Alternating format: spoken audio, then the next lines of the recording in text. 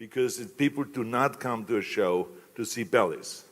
And if they want to do that, they go to a maternity ward or something like that, and they can see plenty of stomachs there. ये मेरा comeback, ये मेरा comeback, हाँ ये मेरी जंग है। ये मेरा कमबैक, हाँ ये मेरी जंग है। ये मेरा कमबैक, हाँ ये मेरी जंग है। दिखने वाले हेटरों को सब नए रंग है। महत्वाकांक्षाएं इंसान को एक दिन मार देंगी। Ignoring the consistency and effort. Doses बढ़ाओ, जल्दी डोजेज बढ़ाओ, डोजेज बढ़ाओ। अरे साहब, ऐसे नहीं होता है।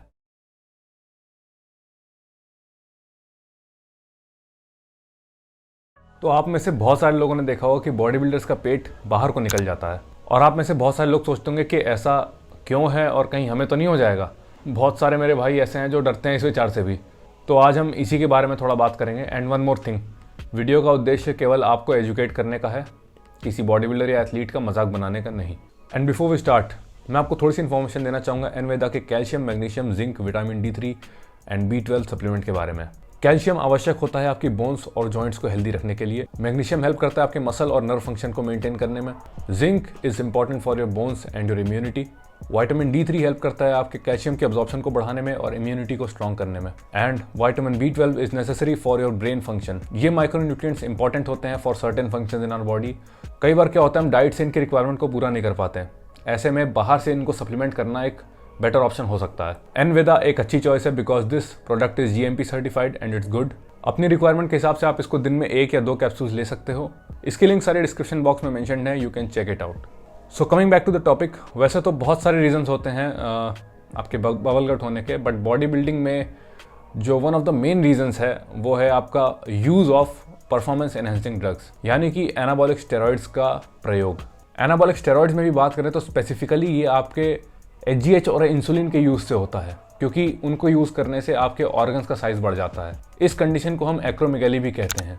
जैसा कि आप लोग जानते हैं, आपके पेट वाले एरिया में बहुत सारे ऑर्गन्स होते हैं, लिवर, किडनी, इंटेस्टाइन।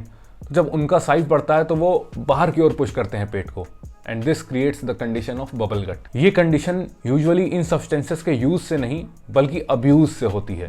मतलब जब आपकी रिक्वायरमेंट नहीं है बट स्टिल आप उससे ऊपर सामान लिए जा रहे हो, HGH, इंसुलिन, IGF-1, तो इस तरह की कंडीशन पैदा होती है। अगर आप एक कॉम्पिटिटिव बॉडी बिल्डर हो तो ध्यान दो कि किसी अच्छे कोच के गाइडेंस में आप ये सब करो जो कि सब कुछ एडमिनिस्टर करे। तो सॉल्यूशन इसका कुल मिला के यही है कि अगर करो तो अच्छे कोच के गाइडेंस में करो, अब्यूज़ ना करो। और अगर कॉम्पिटिटिव बॉडी बिल्डिंग नहीं करते हो सो डोंट यूज़ इट। इन सब चीज़ों से दूर रहिए। अब इस बबल गट वाली कंडीशन का एग्जांपल मैं आपको दे देता हूँ तरुण गिल के माध्यम से। सो इन्होंने पास्ट में बहुत सारे एनाबॉलिक स्टेरॉइड्स का यूज़ किया, इंक्लूडिंग आपका HGH एंड इंसुलिन, जिसका कोई यूज़ नहीं था, क्योंकि ना तो ये उस टाइम सही से ट्रेन करते थे और ना ही ये एथलीट थे। रिजल्ट, इनका ऑर्गन एनलार्जमेंट हुआ और इनको बबल गट का इशू हो गया। हालांकि ये इकलौता साइड इफेक्ट नहीं हुआ उनको, बहुत और भी बहुत सारे साइड इफेक्ट्स हुए हैं। गाइनो हुआ है और भी बहुत हुए हैं, मैं बताना नहीं चाहता यहाँ पर, बट हाँ, बबल गट का इशू रहा है उनको। सो ये हार्मोनल अब्यूज़ तो एक रीज़न हो गया गट बाहर निकलने का।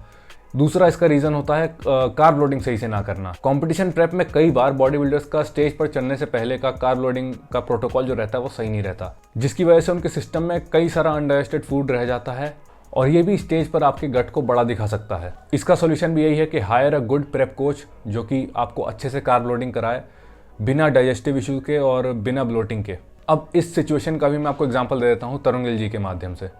सो तरुण जी ने जब अभी हाल में गेस्ट पोजिंग की थी किसी शो में, तो वहाँ आप देख सकते हैं इनका गट बहुत ख़राब लग रहा है, मतलब बाहर को निकल रहा है, मतलब साफ साफ बबल गट इनका नज़र आ रहा है।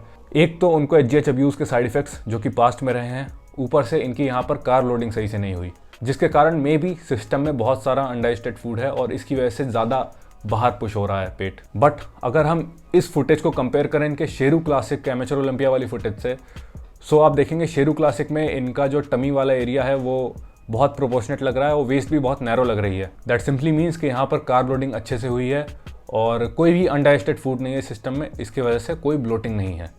अगला रीज़न है कि एज अ बॉडी बिल्डर आपको बहुत सारा खाना खाना पड़ता है। कई बार तो एक ही सिटिंग में बहुत बड़ी मील लेनी पड़ती है। उससे क्या होता है, उससे आपके स्टमक वॉल्स एक्सपैंड होती हैं, जो कि अलॉन्ग विद अदर फैक्टर्स आपके गट को बाहर पुश करता है, and this results in expansion of your TVA यानी कि ट्रांसवर्स एब्डोमिनस। अब ट्रांसवर्स एब्डोमिनस या फिर TVA एब्डोमिनल मसल वॉल होती है जो कि आपके बेली को सराउंड करती है। ये आपके रेक्टस एब्डोमिनस यानी कि 6 पैक एब्स के अंदर वाली लेयर होती है और ये आपके गट को इंटैक्ट रखने में बहुत हेल्प करती है। आपने देखा होगा बॉडी बिल्डर जिनका गट बहुत बड़ा हो जाता है उनके एब्स के बीच में गैप बनने लगते हैं। ये इसलिए होता है क्योंकि उनका TVA जो है ट्रांसवर्स एब्डोमिनस ये एक्सेसिवली स्ट्रेच हो जाता है। सिमिलर कंडीशन प्रेग्नेंट लेडीज के साथ भी होती है। जब वो वूम में अपने बच्चा कैरी करती हैं तब उनका TVA भी इसी तरह से स्ट्रेच हो जाता है।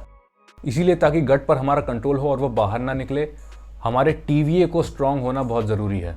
TVA को ट्रेन करने का बेस्ट तरीका है ज़्यादा से ज़्यादा वैक्यूम पोज को हिट करना। हमारे जो क्लासिक एरा के बॉडी बिल्डर्स थे वो वैक्यूम पोजिंग पर बहुत ज़्यादा ध्यान देते थे और भी बहुत सारे रीजंस थे कि बबल गट नहीं हुआ करता था, क्योंकि उस टाइम पर HGH का चलन नहीं था। HGH भयंकर तरीके से चलन में आया डोरियन येट्स के मास मॉन्स्टर वाले लुक के बाद से। एनीवेज, सो TVA को स्ट्रॉन्ग करना है और अपनी मील्स को डिवाइड करना है। दैट इज़ कि कुछ बड़ी बड़ी मील लेने के बजाय आप छोटी छोटी कई सारी मील्स ले सकते हैं। आप अपनी मील्स को डिवाइड कर सकते हैं 6 से 8 मील्स पर डे में।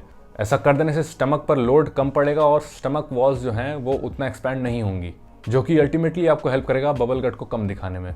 अब ये जो बबल गट की समस्या है ये जनरली हमको ओपन बॉडी बिल्डिंग में दिखाई देती है, क्योंकि वहाँ पर साइज़ के लिए फाइट करने का ट्रेंड बन चुका है और in order to gain that size आपको उस लेवल का सामान भी चलाना पड़ेगा जिसका ये साइड इफेक्ट होता है। बट आजकल हमारे इंडियन बॉडी बिल्डिंग में ये बबल गट का इशू कॉमन हो गया है अमंगस्ट फिजिक एथलीट्स।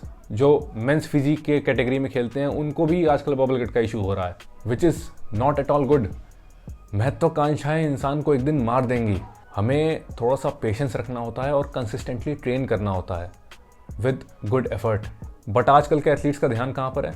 सब जल्दी जल्दी चाहिए। Ignoring the consistency and effort. Doses बढ़ाओ, जल्दी डोजेज बढ़ाओ, डोजेज बढ़ाओ। अरे साहब, ऐसे नहीं होता है। अब लोग कहेंगे कि क्या जो बबल गट की कंडीशन है इसको रिवर्स किया जा सकता है? तो इसका कोई क्लियर आंसर नहीं है, क्योंकि ये कम्प्लीटली रिवर्सिबल नहीं है। हाँ, हल्का फुल्का इसमें चेंजेस आ सकते हैं but completely not possible. But yes, इन सब सब्सटेंसेस को कम करके जब आपका साइज़ थोड़ा कम हो जाता है, ईटिंग हैबिट्स आपकी नॉर्मल हो जाती हैं, तो आपका गट पहले से बहुत अच्छा अपीयर करता है। फॉर एग्जाम्पल, आप डोरियन येट्स को ले सकते हैं। काफ़ी हद तक डाउन साइज होने के बाद वो अच्छी पोजिंग से अपने गट को छुपा पाते हैं, लेकिन जैसा मैंने बताया कम्प्लीटली आप इसको रिवर्स नहीं कर सकते। थोड़ा इफेक्ट तो रहेगा। फॉर एग्जाम्पल, आप रॉनी कॉलमन को देखिए, he still has a massive gut. एक बॉडी बिल्डर है बेन पकोल्स्की करके, इन्होंने भी अपना साइज कम करके इल्यूजन क्रिएट किया और अपनी गट को छुपाने में ये सफल रहे। सो मसल एट्रोफी भी कंप्लीटली रिवर्स नहीं करती है कंडीशन, बट यस, इंप्रूव अवश्य करती है। आपको TVA ट्रेनिंग भी हेल्प करता है गट को स्टेज पर छुपाने में। Like Ruly Winkler has improved a lot.